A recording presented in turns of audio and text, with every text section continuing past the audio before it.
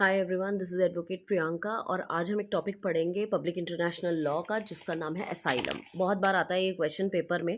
What is asylum? Asylum का मतलब क्या है? ASYLUM, asylum. असाइलम का मतलब होता है शेल्टर या प्रोटेक्शन देना किसी ऐसे रिफ्यूजी को, पॉलिटिकल रिफ्यूजी को जो दूसरे स्टेट से आया है, और उसको एडमिट कर लेना ऑन हिज रिक्वेस्ट। अगर वो चाहे तो आपकी कंट्री में असाइलम ले सकता है। स्टार्क ने असाइलम में दो एलिमेंट्स बताए हैं। पहला element the shelter which is more than A temporary refugee. एक तो टेम्पररी उसको एज अ रिफ्यूजी उसको शेल्टर दे देते हैं। दूसरा a degree of active protection, उसको प्रोटेक्शन भी दिया जाता है शेल्टर के साथ साथ, he will also get protection. अब ये जो राइट ऑफ असाइलम है, ये article 14 of universal declaration of human rights में डिफाइन किया गया है कि everyone has a right to seek and enjoy in other country asylum from prosecution. हर किसी का राइट है असाइलम से जो है असाइलम का, ताकि वो प्रोटेक्ट किया जा सके। मगर ये कोई ऐसे एज अ राइट ग्रांट नहीं किया जा सकता। Although everyone has a right to seek asylum, yet there is no corresponding duty of state to grant asylum. State की ड्यूटी नहीं है कि वो उसको असाइलम ग्रांट करे। तो इस वजह से there are two kinds of asylum. पहला है टेरिटोरियल असाइलम, दूसरा है extra territorial asylum. Territorial asylum grant किया जाता है स्टेट के द्वारा in its own territory and considered as an attribute of territorial sovereignty of the state which grant asylum. मतलब अपने ही देश में जो है उसको असाइलम दे देते हैं आप, और उसको वहाँ पर रहने के लिए दे देते हैं। इफ़ द स्टेट जो है वो सॉवरन है तो आप उसको असाइलम दे सकते हैं।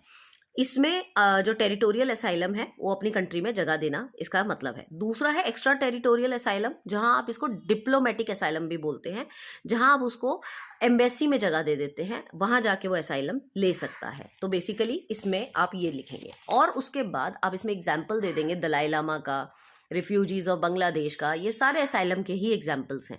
जैसे दलाई लामा में आप बता सकते हैं कि जो ग्रांट किया गया था दलाई लामा को उसके फॉलोवर्स को, तो ये एक टेरिटोरियल सॉवरेनिटी थी। इंडिया एक सॉवरन स्टेट था and within her rights to grant asylum to Dalai Lama and his followers. उसके बाद रिफ्यूजीज फ्रॉम बांग्लादेश हो गया, ये सारे।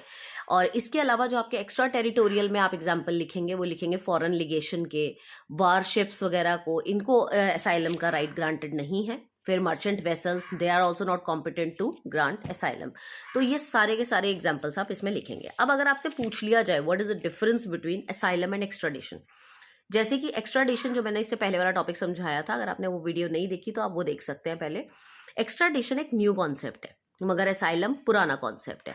पहले लोग असाइलम दिया करते थे, मगर अब लोगों को एक्स्ट्राडिशन की पॉलिसी को फॉलो करना पड़ता है टू मेंटेन इंटरनेशनल रिलेशन। दूसरा, असाइलम में जो कन्विक्ट होता है वो सरेंडर नहीं करता, उसको रहने का राइट मिल जाता है दूसरी कंट्री में। मगर एक्स्ट्राडिशन में कन्विक्ट को सरेंडर करना पड़ता है, क्योंकि वो कंट्री उसको वापस रिटर्न कर देती है।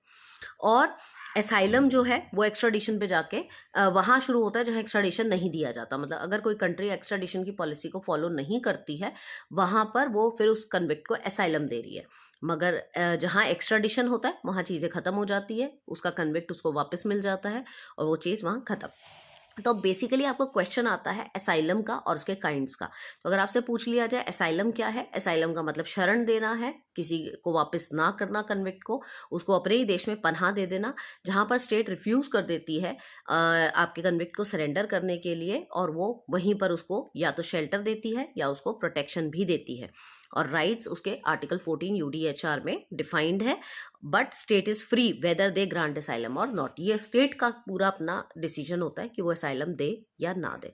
This is the concept of asylum.